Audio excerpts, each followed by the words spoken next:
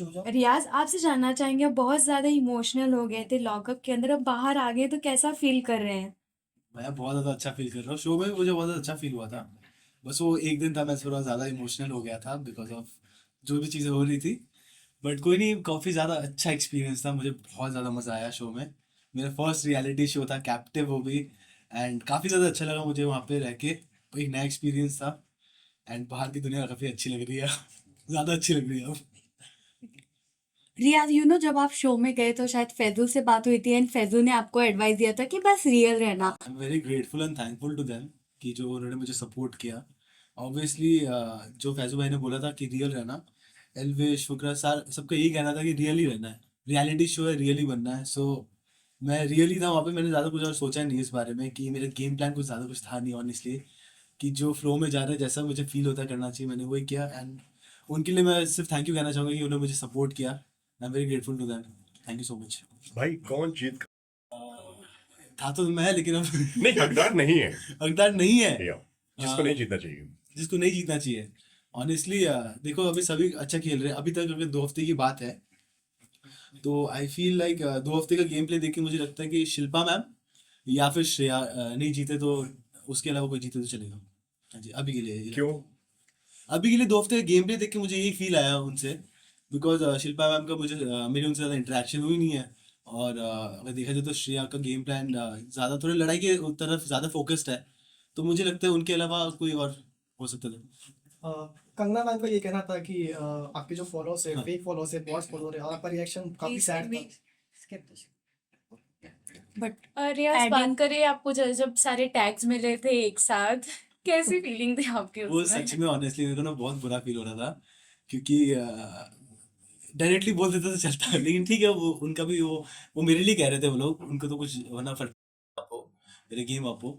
हाँ, मुझे थोड़ा बुरा लगा कि सारे टैक्स लेके आए और फिर ये तुम so I felt little bad. But ठीक है, it was for me only. वो लोग मेरे लिए कर रहे थे वो चीज़। अनएक्सपेक्टेड था। बिल्कुल अनएक्सपेक्टेड था, बिल्कुल। मुझे लगा मुझसे कुछ काम करवा रहे हैं बोले ये सारे थैंक्स तुम।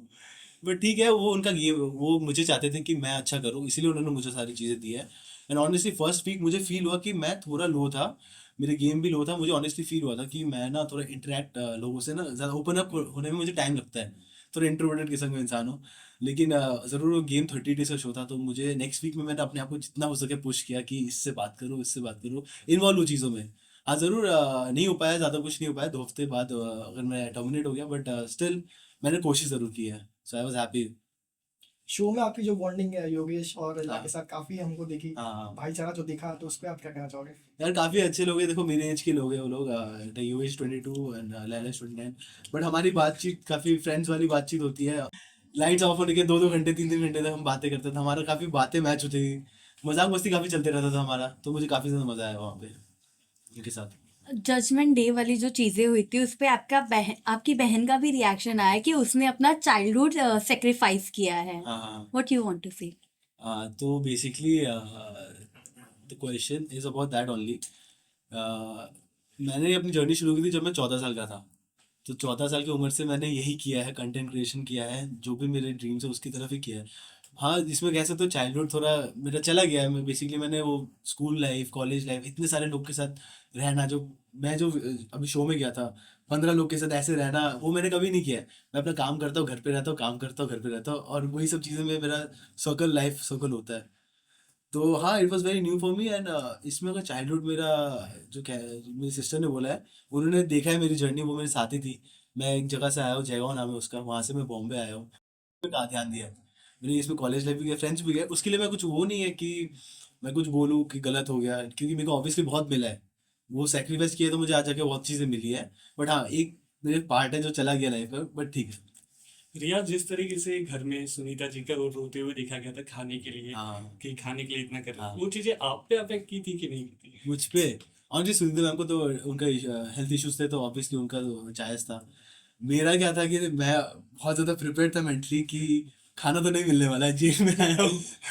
तो अगर मुझे 500 की थाली भी मिलती तो I was okay with it कि हाँ, मैंने बोला था कि 500 की थाली मिलेगी भी तो चलेगा, बट सब अगर 1000 की खा रहे तो मैं भी खाऊं। ज़्यादा दयावान बनने की क्या जरूरत थी।